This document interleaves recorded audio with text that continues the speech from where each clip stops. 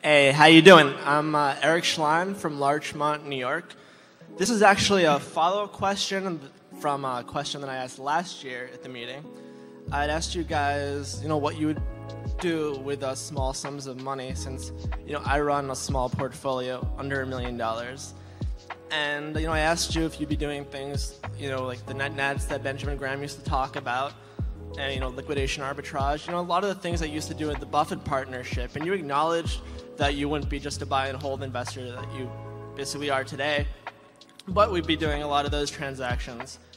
And Mr. Buffett, you also talked about how a lot of the investments you would do with under $1 million would have nothing to do with stocks and would be with other types of securities.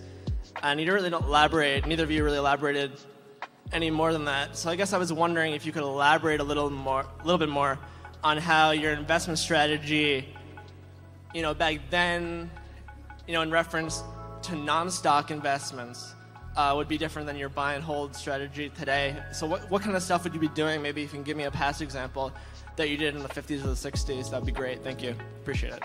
Well, if I were working with small sums of money, and I would be happy doing that, it would just open up thousands of possibilities to me, and you might very well, certainly we've found very mispriced bonds where we could come nowhere near buying a position of enough size in Berkshire to make a difference, but where it would have made a difference if you were working with $1 million. But it would be bonds, it would be stocks of both in the United States and elsewhere.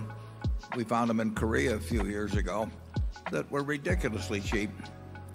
You basically had to make very significant returns, but you couldn't put big money out in it. So it could be in stocks, it could be in bonds, wouldn't be in currencies with small amounts.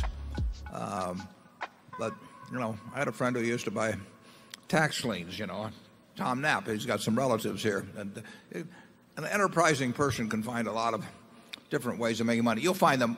Most of them will be in small stocks. If you're working with small money, they'll be in small stocks or in some specialized bond situations. Wouldn't you say that, Charlie? Sure.